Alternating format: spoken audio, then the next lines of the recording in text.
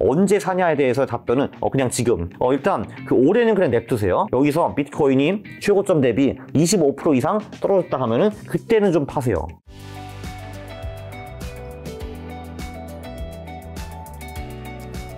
자, 2021년 비트코인 가격이 급등할 때는 기준금리 인하랑 양적 완화로 넘쳐나는 돈이 사실은 돈이 갈 데가 없다 보니까 가상자산 시장에 유입된 것들이 있었는데 올해 금리 인하 연준에서도 언제 할지 모르지만 물가 안정되면 한다고 얘기를 하고 있단 말이죠. 뭐 한두 번은 최소한 할 텐데 금리 인하 코인 시장에 영향 당연히 있을까요? 당연히 그 긍정적인 영향을 미칠 거고요. 제가 조금 전에 이제 그 중요도가 100이라고 하면은 가격 상승이 50이라고 했고 그리고 그 수요와 공급이 45이고 그 나머지 5가 매크로라고 생각하는데 그 매크로는 금리입니다. 그래서 당연히 긍정적인 영향을 미치기는 하는데 근데 뭐 그게 뭐 대세에 영향을 미칠 정도는 좀 아니라고 이제 보고 있고 뭐 그냥 나쁘진 않다. 뭐 그렇게 저는 생각하고 있습니다. 비트코인 현물 ETF의 경우 선물 ETF와 달리 비트코인은 기초 자산을 하기 때문에 상품에 맞춰 비트코인 매입해 놔야 되잖아요. 그러면 현물 ETF는 이제 승인됐으니까 앞으로 유동성은 계속 증가하는 건가요? 그렇죠. 아무래도 이제 고객들이 그 ETF를 산다라고 하면은 그 ETF 발행자는 비트코인을 사야 되기 때문에 당연히 가격에 긍정적인 영향을 미칠 수밖에 없습니다. 지금 현재는 자산운용사 제가 알기로 한 11개 정도인데 8개 아니야? 11개가? 12개, 11개라면 이게 더 운영한 회사가 더 늘어날 수도 있는 건가요? 저게 돈이 된다고 하면은 다 뛰어들지 않겠습니까? 그리고 지금 한국 같은 데는 허가도 아직 안 나왔는데 만약에 허가가 나온다고 하면은 뭐 한국 저기 뭐 자산운용사를 다 하려고 있죠, 이거. 원하죠. 자, 한국에서 또 민주당에서 현물 ETF 허용 추진 공약을 발표했는데 국내 현물 ETF 뭐 시간의 문제긴 하겠지만 언젠가 허용된다고 보시나요? 아니 저는 사실 그거를 막은 이유도 전혀 이해가 안 되거든요. 아니 지금 미국 님이 한다고 했는데 그거를 한국 놈이 왜 막냐 이거여서 이해가 안 되거든요, 이게. 그러니까 한마디로 이런 거를 공약으로 내세운다고 자체가 쪽팔리거든요, 사실. 근데 이게 아니 도대체 그거를 하면은 왜 안 되는 거야? 지금 어차피 한국 사람은 미국에 상장된 모든 ETF를 다 살 수 있거든요, 직거래로. 그러니까 증권사 통해서. 이거는 왜 안 되는지 저 진짜 이해가 안 됩니다. 도대체 이 사람들의 그 머리에는 뭐 들어가 있는지 그래서 이 사람들도 생각해 보면은 그래 내가 왜 바보짓 했지 하고 이제 생각하실 테니까 이제 당연히 언젠가 풀겠죠. 자, 5월에는 미국의 증권 감독 당국인 SEC 증권거래위원회가 비트코인 현물 ETF에 이어서 이더리움 현물 ETF를 허용할 전망이라고 하는데 그건 저도 처음 들었네요. 가능성 어떻게 보시나요? 일단 첫 번째는 영국계 투자은행 스탠다드 차트에서는 승인될 가능성이 있다고 전망을 했고요. 그 다음에 제임스 세이파트 블룸버그 인텔리전스 애널리스트는 기본적으로 연내 승인이 있을 것으로 본다고 했고, 그다음에 금융 전문가 디지털 자산 협의회 창립자 릭 에델만은 비트코인 현물 ETF를 출시하는데 얼마나 오래 걸렸는지를 보면 이더리움 현물 ETF 승인은 시간이 더 걸릴 것. 한마디로 승인될 가능성이 있다고 하신 분도 있지만 어떤 분은 비트코인도 굉장히 오래 걸렸는데 이더리움은 더 꽤 오래 걸릴 거다라는 코멘트가 있어요. 어떻게 보세요? 뭐 이거에 대해서는 제가 뭐 큰 아이디어가 없기는 하지만 그래도 제 감은 1번이나 2번 아니까 한마디로 그 이제 3번 분 말씀하시는 거는 이제 그 비트코인이 엄청 오래 걸렸기 때문에 이더리움 똑같이 오래 걸릴 거 하는데 근데 그건 논리가 좀 이상하잖아요. 왜냐면은 엄청 걸려가지고 결론적으로는 승인을 해줬는데 그럼 이제 그 모든 논리가 남아있을 텐데 그거 가지고 그 이더리움이 똑같은 논리로 사실 상장할 수 있는 거잖아요. 그렇기 때문에 그게 뭐가 그렇게 오래 걸릴 일이냐라고 저는 생각을 하기는 합니다. 궁금한 거는 지금 비트코인이 지금 가격이 폭등한 데는 현물 ETF 승인이 컸잖아요. 그렇죠. 그렇죠. 그럼 이더리움도 만약에 승인된다면 비트코인과 같은 가격 급등세를 보일 수 있을까요? 어차피 근데 둘은 거의 이제 비슷하게 간다라고 이제 보시면 될 것 같고요. 근데 이제 당연히 이더리움 가격에 긍정적인 영향을 미칠 거는 기정사실입니다.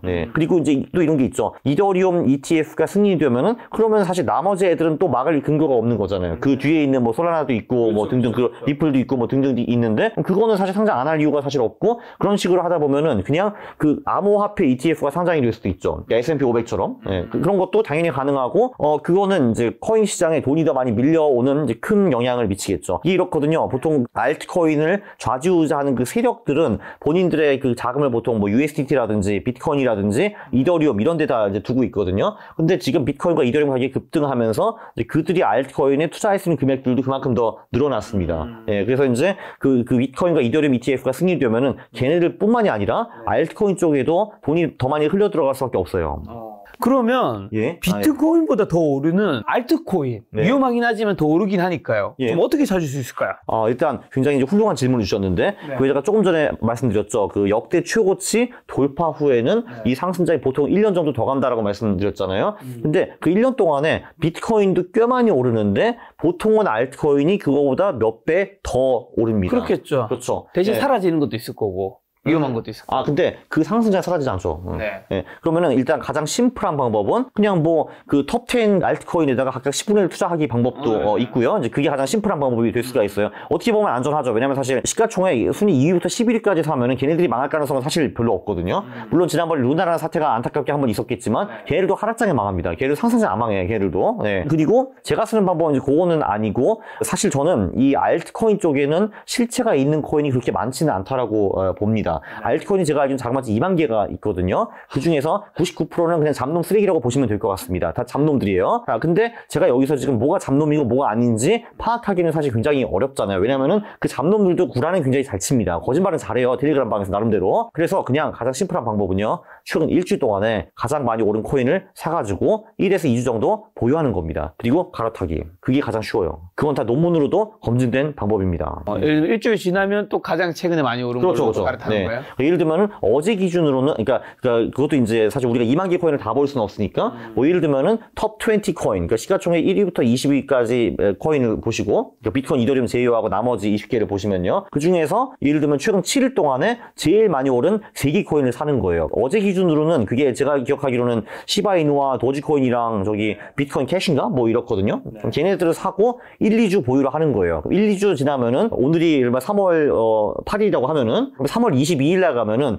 그때 기준으로 그 7일간 가장 많이 오른 코인이 아마 바뀌어 있을 거 아니에요? 그럼 걔네들로 갈아타는 거예요. 그렇게 해서 계속 로테이션을 도는 거죠. 그래서 그때 가장 핫한 코인에 들어가는 겁니다. 그리고 또 이제 이런 방법도 또 있어요. 이제 그 코인 밑에 또 섹터들이 있거든요. 그 나름대로 여기도 섹터가 있어요. 주식처럼. 예를 들면 뭐 밈 섹터가 있고 AI 섹터가 있고 뭐 도박 섹터가 있고 저기 뭐 NFT 섹터가 있고 이렇게 있거든요. 그러면은 코인 마켓캡이라는 사이트가 보면은 섹터별로 다 나눠져 있거든요. 그럼 그 섹터에서 최근 일주일 동안 제일 많은 코인을 그냥 올라타기, 이거. 네. 그러니까 이게 코인이 추세가 가는 게 그 주식보다 훨씬 더 강합니다. 훨씬 더 강렬해요, 이게. 네. 그러니까 한마디로 어떤 알트코인이 좋고 나쁜지 이딴 거 공부하실 필요 별로 없다고 저는 생각을 하고, 그냥 가격을 따라가는 겁니다. 오르는 놈에 올라타는 거예요. 그게 작년만 해도 좀 잘 안 먹혔어요. 그 이유는 뭐냐면은 작년만 해도 그 세력들의 힘이 좀 별로 안 셌기 때문에 한 일주 동안 급등한 다음에 그게 이제 그 후에도 계속 1, 2주 가져야지 내가 돈을 벌잖아요. 근데 일주일 동안 급등했는데 그 후에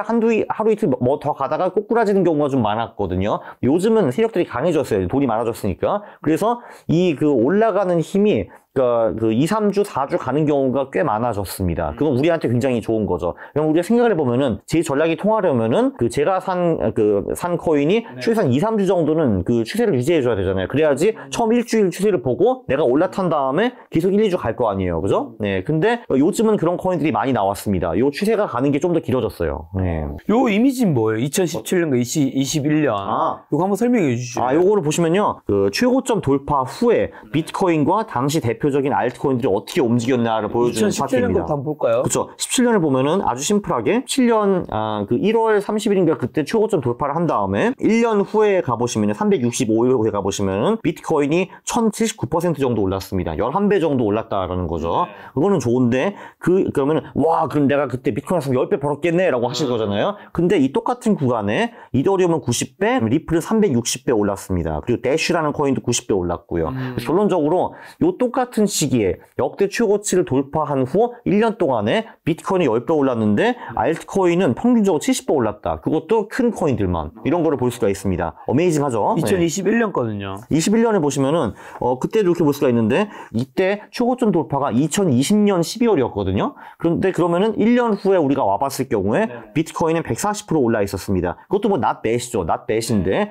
네, 근데 이 알트코인들의 평균 소득은 720%였습니다. 720%. 정도, 그러니까 5배 정도인 거죠.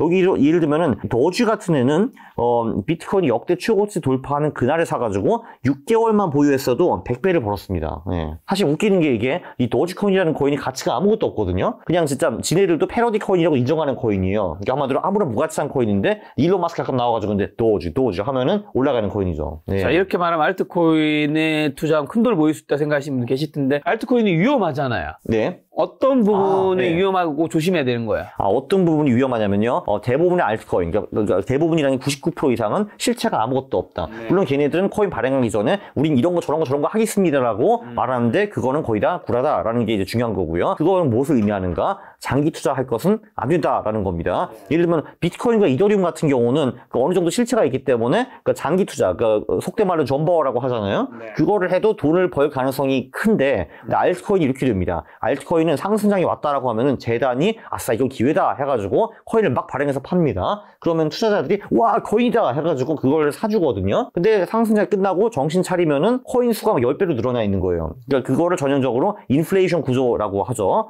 예, 근데 생각을 해봐도 시가총액이 똑같다 하더라도 코인 수가 10배로 늘어나면은 내 코인의 가치는 10분의 1로 떨어지는 거잖아요. 그렇죠? 그래서 이제 대부분 알트코인은 이런 인플레이션 구조를 따른다. 그리고 아무런 실체가 없다. 그렇기 때문에 장기 투자하는 거는 하면은 안 되는 것이다. 라는 겁니다. 그래서 알트코인을 사가지고 보유를 했는데 얘가 쭉쭉 빠지잖아요. 빨리 손절하고 나오고 다음 알트코인으로 가는 것이 좋다고 봅니다. 네. 비트코인은 좀 장기 투자를 해도 되지만 알트는 한 개에 집중하는 것도 안 되고 그 다음에 장기 투자하는 것도 굉장히 위험할 수 있다. 네, 그래서 사실 이게 어떤 식으로 판별하는 게 좋냐 하면은 저는 비트코인의 120일 이동평균선을 코인 시장 전체의 추세를 보는데 좀 많이 사용을 합니다. 그러니까 비트코인이 120일 2평보다 위에 있으면은 지금은 코인장이 상승 추세, 그 밑으로 가면 하락 추세라고 보거든요. 그 비트코인 가격이 120일 2평 아래로 떨어지면은 그때는 그냥 모든 알트코인을 싹 파는 것도 좋은 방법입니다. 그러면 작가님 코인에 어떻게 투자하고 있는데? 제가 이걸 한 40만 달러 넘게 투자하고 있는 걸로 방송에서 봤는데. 아니에요. 2월 초까지만 해도 35만 불이었는데, 이제 제가 조금 전에 보니까 54만 불까지는 올라왔습니다. 네. 그래서 살짝 늘었고요. 한 달 동안에. 그래서 어떻게 하냐면요. 저는 이제 50% 정도는 비트코인, 이더리움 이제 그냥 보유로 가고 있고요. 비트나 이동 어느 게 더 많아요? 6대 4 정도요. 6대 4 비트가 정도. 6. 네, 그죠? 그 나머지 50% 중에서 이제 40%는 제가 쓰는 이제 좀 자동 매매 소프트웨어가 하나 있거든요. 그걸로 하고 있고 그럼 60%가 남는데 그걸 이제 20으로 나눠가지고 그 20%는 조금 전에 말씀드린 그 20개 코인 중에서 최근 일주일 동안 제일 많이 올라간 이제 그 3개 그 코인 사는 거 하고 그리고 이제 또 20%는 최근 핫한 섹터 중에서 그 중에서 대장주 사기 그것도 일주일 로테이션, 2주일 로테이션 이렇게 들어가는 식으로 하고요. 그리고 나머지 20%는 그냥 AI 코인 4개에다가 그냥 일단 좀 넣어놨습니다. 왜냐면 저는 걔네들이 AI를 통해서 뭐 할 거라고 전혀 생각을 하지 않고 있거든요. 저는 다 구라라고 보고 있는데 근데 알게 뭐야. 일단 스토리가 중요한 겁니다. 여기서는. 네. 애들이 뭐 한다는 게 중요한 게 아니야. 네. 그렇습니다. 비트코인만큼 참 시간에 따라서 이 세상의 평가가 달라지는 자산이 저는 없는 것 같은데 2021년 세계에서 유일하게 비트코인을 법정화폐로 지정한 엘살바도르 대통령이 조롱과 반대 시위에 시달렸었는데 영웅이 됐겠네요. 갑자기. 비트코인 가격 급락으로 국가 부도 위기까지 몰렸었는데 최근 비트코인 가격 폭등하면 상황이 역전됐죠. 멋집니다. 네, 정부 소유 비트코인은 1,900억 원으로 40% 수익을 봤다고 하는데 이렇게 시간에 따라서 코인에 대한 세상의 평가가 너무 바뀌잖아요. 어떻게 보세요? 40%면 얼마 번 거야? 그럼 2천억이니까 800억 벌었네요. 800억? 네. 죽인다. 그러니까 사실 대부분의 국가들이 그 외환 보유고를 뭐 US 달러, 유로화, 엔화 뭐 등등 이런 걸로 갖고 있잖아요. 뭐 그 중에 일부를 비트코인 해도 저는 나쁘지 않다고 보기는 하는데요. 그렇지 않을 이유가 뭐 있나요, 사실? 사실 이 법정 화폐라는 거는 다 아시다시피 근본 이제도 사라졌고 그냥 국가가 꼴리면 그냥 찍는 거잖아요, 사실 이게. 미국도 그렇게 하고 있고. 그래서 장기적으로는 인플레이션 때문에 가치가 소모될 수밖에 없는데 물론 이제 채권을 사가지고 거기서 이자를 받아서 소모되는 걸 어느 정도 상쇄는 하겠지만, 그러니까 물론 저는 외환 보유고를 비트코인을 전부 다 갖다 박으라는 그런 정신 나가는 얘기를 하는 사람은 아니고요. 뭐 그래도 뭐 일부분 정도, 뭐 5% 정도는 안 할 이유가 굳이 있느냐라는 게 제 생각입니다. 비트코인이 지구 어디서든 지정학적 리스크로부터 지켜준다고 하잖아요. 네. 정말 그런 자산이 되나요? 그렇긴 하죠. 왜냐면은 요번에 이제 최근에 우크라이나 러시아 전쟁이 났을 때도 우크라이나 사람들이 해외로 도망갈 때 비트코인과 이더리움을 들고 도망갔다라고 하고요. 사실 우리가 논리적으로만 생각을 해보면 보면은, 그러니까 내가 지금 부자인데 똑똑하게 살고 있었는데 전쟁이 났습니다. 도망가야 되겠다. 빨리 딴 나라로. 그러면은 내가 뭘 들고 갈 수 있는가? 내가 부동산을 짊어질 수가 수는 없는 거고, 그리고 주식 채권 같은 경우도 증권사에 있는데 그걸 내가 해외로 보낼 수 없을 거고요. 그리고 내 현금을 외화 송금하는 것도 불가능해질 거예요. 전쟁 위기 상황이 오면은. 그러니까 금을 막 들고 가는데 국경수사한테 어이 당신 와봐요. 빠이 하고 끝나고 저거 뭐야? 저거 피카소 그림인데요? 안 돼. 하면서 끝날 거거든요. 그럼 내가 할 수 있는 게 그거밖에 없거든요. 내 코인을 뭐 월렛에 들고 이제 가든지 아니면 이제 해외 거래소에 이미 갖다 넣었든지 뭐 이런 거. 그러면은 나는 그 이제 패스워드만 외우고 있거나 아니면 구글 클라우드만 잠깐 올려놓으면은 그거 가지고 다시 내 코인을 되찾을 수 있잖아요. 해외 나가서. 그래서 한마디로 결론적으로 그 부자들이 자산을 들고 위기 상황에 해외로 나갈 수 있는 자산은 코인밖에 존재하지 않는다. 바로 그게 코인의 가치를 부여해주는 가장 큰 강력한 이제 이유입니다. 그럼 말씀하신 러시아 우크라이나 전쟁, 이스라엘 하마스 전쟁 때 비트코인 가격 변화가 좀 있었나요? 22년에는 워낙 다 하락장이었기 때문에 비트코인이 큰 재미를 보지 못한 걸로 알고 있고, 근데 그 하마스 전쟁 그때는 확실히 그 후에 뛰었어요. 근데 사실 이게 그 전쟁 때문에 뛰었는지 아니면 원래 뛰일 거였는지까지는 제가 잘 모르겠으나 이제 두 번째 전쟁, 그러니까 하마스 이스라엘 그때는 확실히 좀 뛰었었습니다. 네. 자, 옆 나라 이제 대만과 중국의 이제 친구 이슈 같은 것들이 점차 뉴스에서도 많이 나오는데 언젠가 정말 전쟁이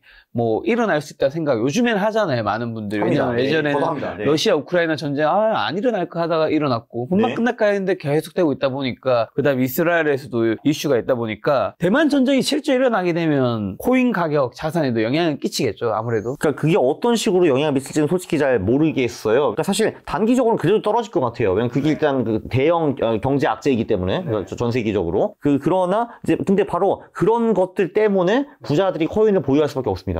그런 거죠. 자, 비트코인 가격 지금 굉장한 이제 급등세인데 갑작스레 폭락할 가능성은 없을까요? 좀? 당연히 그런 때가 올 거고요. 그러니까 이게 비트코인 연간 차트를 한번 딱 보시면은 아주 뚜렷한 패턴이 나타납니다. 첫 번째, 홀수해에는 지금까지 비트코인가 단 한 번도 떨어진 적이 없다라는 게 하나 있고요. 그리고 짝수해를 보면은 극명하게 나뉘는데 반감기가 있는 짝수해에는 비트코인이 폭등을 했고요. 반감기가 없었던 짝수해에는 비트코인이 하락했습니다. 여기서 하락은 마이너스 60%, 70%, 80%를 의미를 하는 거고요. 그래서 보시면요. 2014년 망, 2018년 망, 2022년 망. 자, 그럼 여기 IQ 테스트 하는 것 같은데 그럼 언제 또 망할까요? 26년이 되겠죠. 그죠? 26년. 네. 그래서 그때는 극히 조심해야 됩니다. 네. 4년에 한 번 망해요. 네. 그리고 또 툴렛 사건과 비트코인 폭등 옛날에 많이 비교했잖아요. 예. 뭐가 같고 뭐가 다른가요? 여기서 튤립 사건은 아시는 분들이 다 아시겠지만 17세기 옛날 이적에 네덜란드에서 튤립 가격이 폭등했었습니다. 그때 이제 그 튤립이 좀 이제 이쁘기도 하고 이제 뭐 귀한 사치제 뭐 이런 식으로 많이 써였나 봐요. 그런데 이제 그 가격이 서서히 올라가다 보니까 사람들이 이제 더 이상 그걸 사치용으로 쓰지 않고 투기용으로 쓰기 시작했습니다. 튤립을요. 그래서 사람들이 튤립 사재기를 막 미친 듯이 막 해가지고 튤립 가격이 폭등하고 막 그랬습니다. 그리고 폭등하다 버블이 생기니까 언젠가 다시 꼬꾸라졌죠. 이제 그런 건데 여기서 비트코인과 같은 점은 비트코인도 대단한 투기의 대상이다라는 것까지는 완전히 똑같고요. 다른 점은 이제 무엇이냐? 첫 번째, 튤립 공급은 인위적으로 늘릴 수가 있다. 근데 비트코인은 불가능하다. 그게 큰 그 차이인 것 같고요. 한마디로 튤립은 사람들이 전부 튤립 사네? 야 그럼 나 그냥 심자 이렇게 할 수가 있거든요. 근데 비트코인은 심을 수가 없어요. 공급이 더 이상 늘어나지 않기 때문에. 그게 하나 있고 두 번째는 튤립은 사실 내재 가치라고 할 수 있는 게 별로 없다. 물론 보면 이쁘기는 한데 이제 그게 다거든요. 근데 비트코인은 내재 가치가 있다. 조금 전에 말씀드린 그 부자들의 해외 도피 수단으로 무조건 가치가 있다라는 겁니다. 그리고 이제 뭐 저도 그렇고 대부분 사람들은 최근 몇십 년 동안이 상당히 평화로웠다고 생각을 하거든요. 소위 한마디로 미국이 있었고 미국이 세계를 지켜주는 이런 시스템이었거든요. 미국이 좀 하기 싫잖아요, 그거. 그러니까 군데군데 여기서 문제가 생기는 겁니다. 그리고 이제 중국이 미국의 라이벌로 오고 있고 러시아도 좀 이러고 있고 하니까 이제 소위 그 지정학적인 문제들이 군데군데 여기서 발생을 하는 것 같아요. 그러면은 특히 부자들, 그러니까 돈이 많은 사람들은 불안할 수밖에 없거든요. 그럼 그 불안한 사람들은 뭔가 찾아야 됩니다. 자산을 숨기기 위해서. 그게 코인으로 갈 가능성이 꽤 크죠. 예, 그래서 수요가 있습니다. 말씀하신 비트코인 발행량이 뭐 2,100만 개였나요? 200만 개? 그 2140년까지 2,100만 개고요. 지금 제가 알기로는 1,900만 대 후반대까지는 온 걸로 알고 있습니다. 그게 정해져 있어서 인플레이션 해지 수단이 된다고도 하는데 그 말은 거의 공감하시겠네요? 네, 그거는 가능성이 저는 크다고 보는 게 이 법정 화폐라는 거는 아무래도 중앙은행이 계속 인플레이션을 아예 유도를 하기 때문에 가치가 떨어질 수밖에 없고 그 이제 주식이나 코인이나 뭐 부동산 같은 실물 자산의 가격은 추이선 인플레이션과 동일하게 상승할 수밖에 없다고 생각을 합니다. 근데 또 이게 문제가 뭐냐면은 지금 저희가 전 세계적으로 부채 사이클이 끝자락에 좀 이제 와 있거든요. 이게 기본적으로 경제 이제 문제가 생기면 빚을 좀 내가지고 그걸 떼빵하고, 그리고 이제 또 문제가 생기면 또 빚을 내서 또 떼빵하고, 이런 식으로 가가지고 부채가 점점 더 커지고 있는데, 그게 보통 한 100년에 한 번 빵 터지고 다시 새로운 시스템이 돌아가잖아요, 이게. 근데 지금 이제 부채가 상당히 커졌기 때문에 우리가 좀 끝부분에 와 있고요. 끝자락에 오면은 보통 그게 이제 심한 인플레이션으로 끝나는 경우가 좀 많았습니다. 경제 역사를 보면요. 네. 자, 그러면 지금 이 비트코인 이제 폭등 장세가 시작됐다고 작가님 생각하시는 거죠? 그렇죠. 이미 시작은 했다고 봐야죠. 네, 이미 시작했으면 이번에는 언제까지, 그리고 가격은 어느 정도까지 전망하시면서, 그리고 결국에 나도 팔아야 되는 거잖아요. 언젠가는. 네, 비트코인 언제 팔아야 되는지 그쵸. 함께 얘기해 주신다면요. 그렇죠. 그게 가장 핵심 포인트입니다. 지금 사서 재미 봐야 뭐해. 내가 늦게 팔면 돈을 못 버는 건데. 그러니까요. 그렇죠. 그래서 이제 제가 몇 가지 시스템을 알려드릴 텐데, 일단 그 올해는 그냥 냅두세요. 이게 조정장이랑 하락장이랑 구분을 해야 되는데, 비트코인 같은 경우 조정장은 보통 15에서 25% 정도입니다. 그래서 그때까지는 아마도 지금 가격에서 한 20% 떨어졌다 하면은 그건 그냥 냅두시고요. 자, 그런데 여기서 비트코인이 최고점 대비 25% 이상 떨어졌다 하면은 그때는 좀 파세요. 그거는 나쁘지 않은 방법인 것 같고요. 그게 첫 번째 방법이에요. 물론 이 첫 번째 방법의 단점은 최고점에서는 팔 수 없다라는 게 단점입니다. 두 번째 방법은요, 여러분들이 근처에 정말 진심으로 쟤는 투자의 꽝이구나, 정말 마이너스 손이다 하시는 분이 계시면은 걔를 절대로 멸시하지 말고 친구로 아주 친하게 지내야 됩니다. 그리고 그자가 가족 돈까지 끌어가지고 비트코인 들어가는 그날이 당신 나간 날입니다. 그렇죠? 또는 두 번째 방법은 정말 투자에 관심 없는 아이가 갑자기 와가지고 나 계좌 만들겠다 하는 그날 있잖아요. 그걸 통상적으로 이제 계층으로 보면은 대체로 20대 초반 여성분들, 또는 이제 좀 서울이 아닌 좀 이제 먼 촌에 계신 할아버지 할머니들이라고 이제 보시면 될 것 같거든요. 이분들이 갑자기 어디서 나타나셔가지고 코인을 사신다 하면은 그때는 나갈 때입니다. 근데 이번 장세에서 가격이랑 기간은 언제까지 좀 보세요? 이 기간은요, 일단 최소 1년이라고 저는 보고 있고요. 근데 제가 조금 전에 두 가지 신호를 말씀드렸죠. 그 1년 동안에 진짜 엄청나게 너무 많이 오른다라는 게 하나 있고, 그리고 이제 그 두 번째는 이제 엄청 오르진 않는데, 그러니까 두세 배 정도밖에 안 오르지만, 그 대신에 뭐 한 18개월 정도 완만하게 간다. 이렇게 그 두 가지 시나리오가 있는데요. 결론은 12개월에서 18개월 정도라고 저는 생각을 하고 있습니다. 그리고 폭을 말씀드리면요. 그 두 번째 좀 완만한 시나리오는 좀 그냥 비트코인 기준으로 두세 배 정도라고 생각을 하는데, 근데 그렇다면 당연히 알트코인이 그거보다 더 오르겠죠. 그렇죠? 네, 그게 하나 있고, 그리고 이제 그 미친 시나리오, 정말 이제 얘가 정말 하늘을 뚫어버린다. 그거는 지금 뭐 7억, 10억 얘기가 나오고 있는데, 그건 제가 확률은 높지 않다고는 보지만 확률이 제로라고 저는 생각하지는 않습니다. 인간의 광기는 우리가 측정할 수가 없어요. 뉴턴 선생님이 그랬잖아요. 내가 말이야 별의 그 속도는 계산할 수 있는데 말이야 내가 인간의 광기를 계산 못하겠어, 이런 말씀하셨잖아요. 저도 마찬가지입니다. 저는 심지어 별도 계산 못합니다.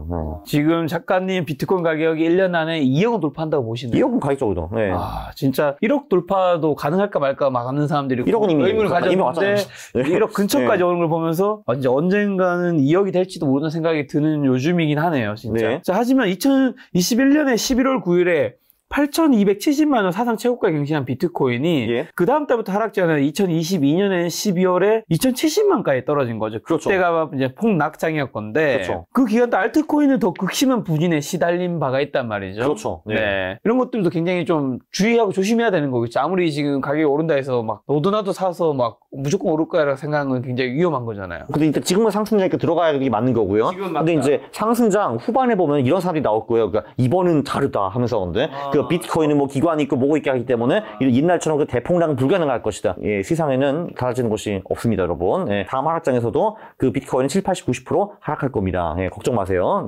알트코인은 90% 이상으로 나락이 갈 겁니다. 근데 그거를 이제 피하는 방법을 제가 몇 개 알려드렸죠. 첫 번째는 비트코인이 최고점 대비 25% 하락하면 그때 팔아치고 나가기. 그때 이제 비트코인뿐만이 아니라 알트코인도 동일한 시기에. 그 두 번째, 비트코인이 120일 이동평균선 아래로 떨어졌다. 그러면 바이 하는 거.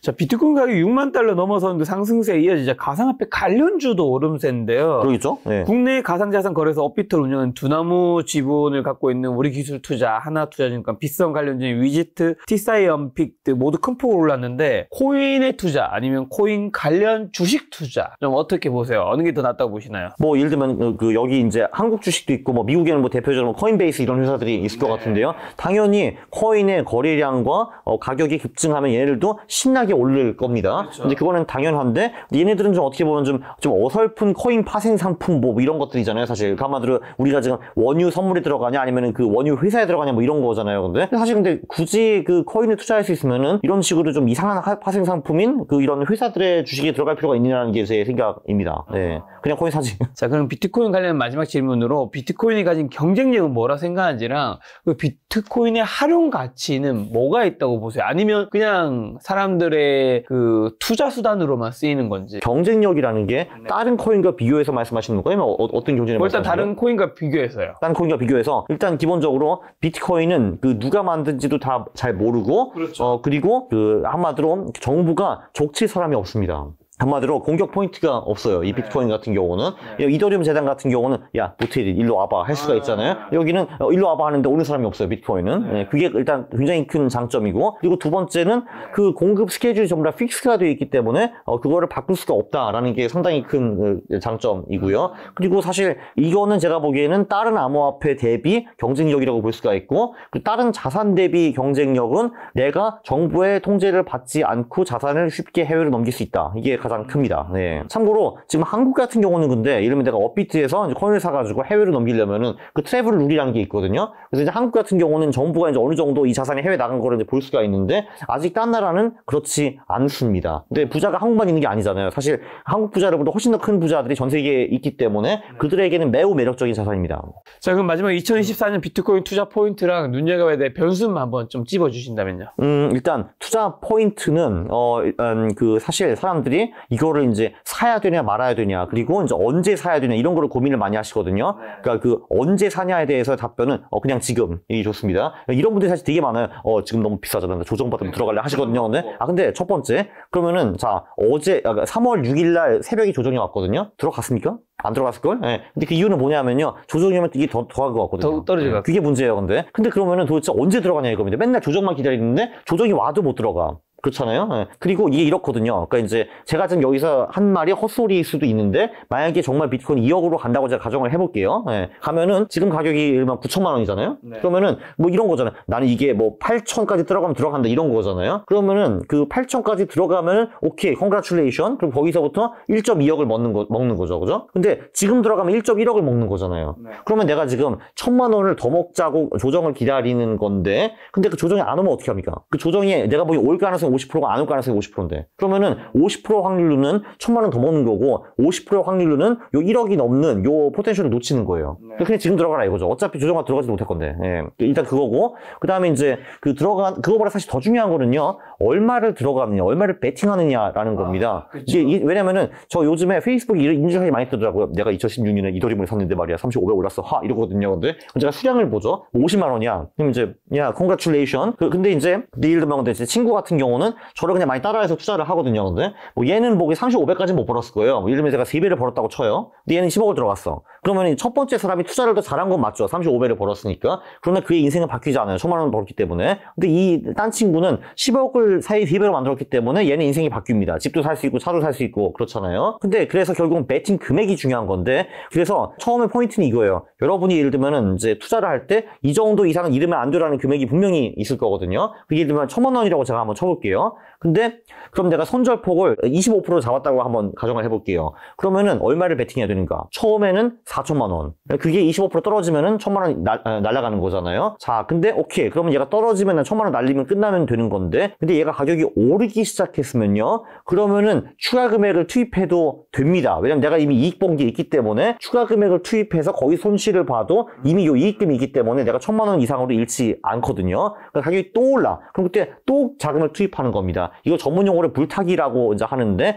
대부분 사람들 안타깝게도 반대로 합니다. 불타기를 하거든요. 우리는 불타기를 해야 돼요. 올라갈 때 그때 계속 돈을 넣는 거야. 그리고 얘가 진짜 4배, 5배, 10배 가잖아요. 그러면은 떼돈을 벌 수가 있습니다. 전자산이 아깝잖아요. 50만 원 넣어가지고 35배 올랐는데 얘는 추가 투자 안 해가지고 마잔드로 물고 1,500만 원밖에 못 얻는 거예요. 근데 이런 불상사를 우리가 막을 수 있습니다. 네, 불타기를 하세요. 자, 요즘같이 이제 코인이 이제 폭등하고 또 조정을 겪는 시기에 작가님 나와주셔서 이제 코인에 대한 인사이트 주셨는데 작가님 어쨌든 2억은 간다고 보시는 입장. 그쵸, 그 정도는 가지 않을까요, 그죠? 최소한. 저는 사실, 이제 그 어마어마한 버블이 와가지고, 더 해피해지는 거를 바라고 있지만, 저도 어느 정도 현실 감각이 있는 사람이기 때문에, 크게 바라진 않습니다. 네. 하지만 또 안 갈 수도 있기에, 말씀하신 대로 사실 내가 수익을 크게 보려면 원금이 커야 되겠지만, 그게 또 내 삶을 흔들 정도는 또 조심해야 되는 거겠죠? 그렇죠. 처음엔 작게 들어가서, 제 말이 틀리면 빨리 손절하시고, 제 말이 맞았다라고 하면은, 그때 계속 추가 금액 투입.